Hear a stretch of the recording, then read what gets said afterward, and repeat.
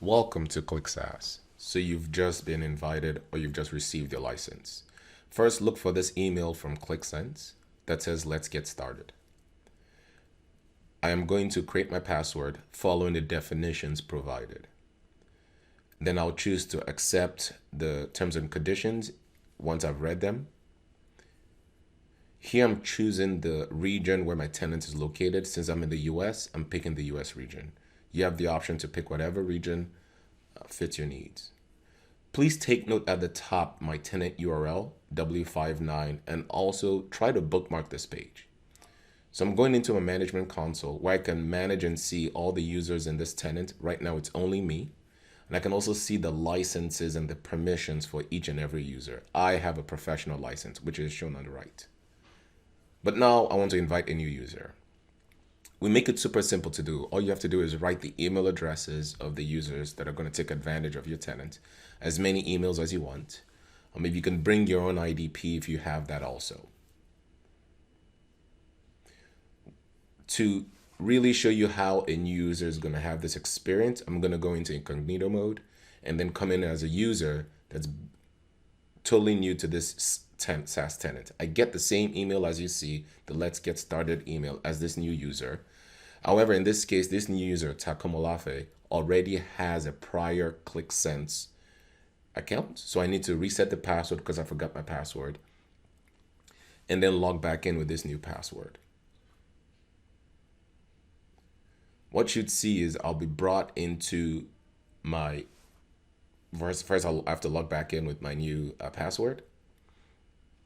And what you'd see once I log back in is I'm brought into my profile where I can go to the Qlik Cloud and see all the tenants I have access to. The middle one is the tenant I want to access. That's the new tenant that I was just invited into the W5 into and so forth.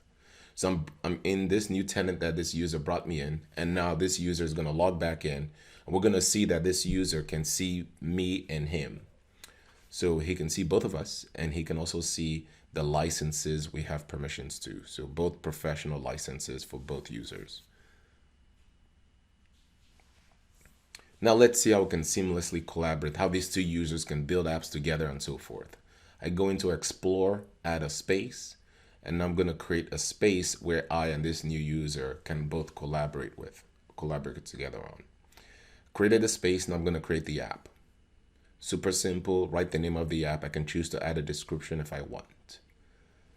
Of course, the next thing I need to do once this app is created is choose the data sources, right? So here for this example is just an Excel workbook I drop in. Qlik is super fast. So I bring in multiple tables or tabs from this workbook. Our engine is smart enough to understand the relationships between these tables using our augmented intelligence and actually create the data model for me.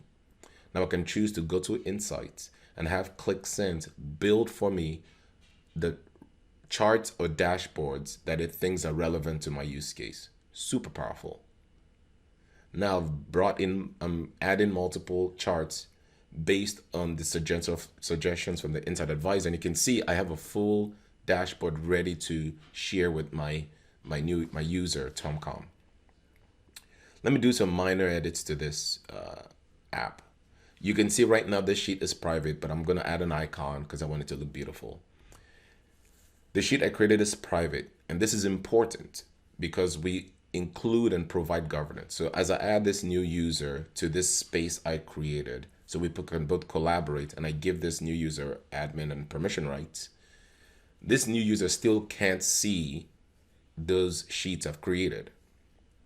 And that's what you're going to see. As I switch into this new user's environment, where he comes in, he can see the app, but you can see he can't see any of the sheets. He can see the data types that have been shared with him though. But again, this is on purpose because we are trying to ensure there's governance across the lifespan of the app.